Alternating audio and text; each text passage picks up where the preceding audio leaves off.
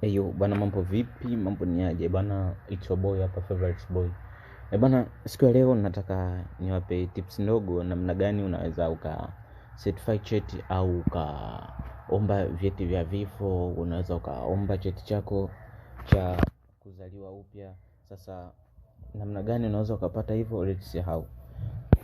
Na kuomba usisahau kusubscribe, kucomment, kulike, kushare na pia kuita watu wengi ili tuwe kijiji. Bwana, utafungua browser yako yoyote, iwe unatumia kompyuta au iwe unatumia simu ya mkononi. Unaweza kutumia browser yoyote. Kwa hiyo sasa moja kwa moja utaingia kwenye browser yako, then utaandika kitu kinaitwa e-lita. Itakuja mwanzoni pale e-lita portal, then ile link ya kwanza tu itakayotokea pale juu, hiyo utaruka nayo. Sasa hapo ukiingia, kama ni first time unaingia, ni unaenda sehemu iliyoandikwa register. Umeona?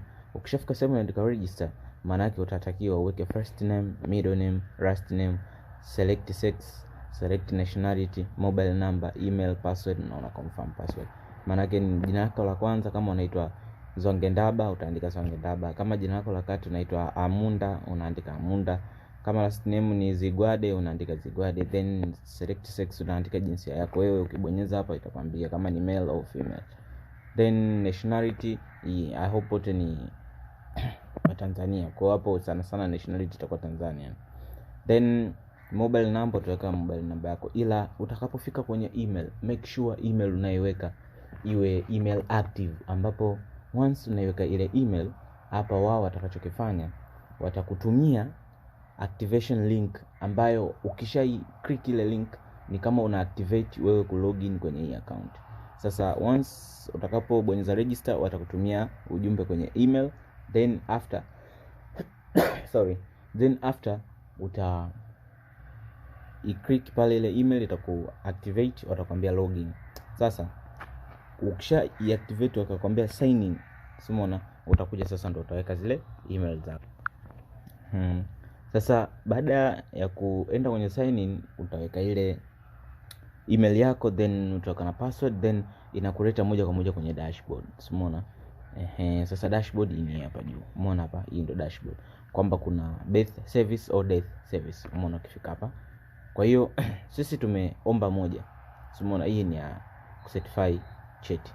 Sasa ukiona shida yoyote, utakachotakiwa kufanya utabonyeza hichi kialama cha plus hapa chini pap, then unataka nini, new birth certificate, old to new certificate verification, utataka unachotaka. Ukitaka new utabonyeza new, ukitaka old utabonyeza old to new. Ukitaka certificate verification utabonyeza hapo, then moja kwa moja utafuata maelekezo unayotaka. Baada ya hapo utarudi tena kwenye hii dashboard yako, umeona.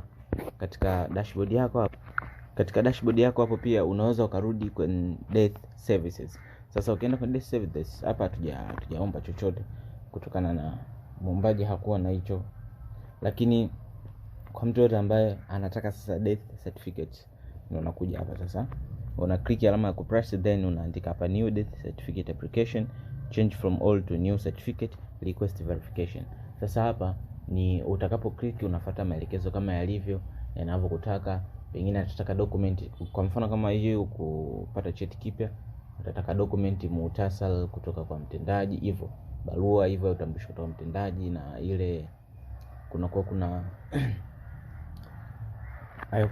kuna ile wanasema ni kama uhakikisho wa mazishi, umeona. Kwa hapo document zile zote hapa watakuwa wanakuambia kabisa maelekezo jinsi ya kuzihitaji na unaziweka. Kwa hiyo hivyo ndio ambavyo unaweza kutumia e-lita portal. Then napenda sana bwana, nakaribisha katika channel yangu Godtech. Usahau kusubscribe, kushare, kulike, comment. Bwana, zidi kuita watu wengi wao kwenye channel hii. Nawapenda sana.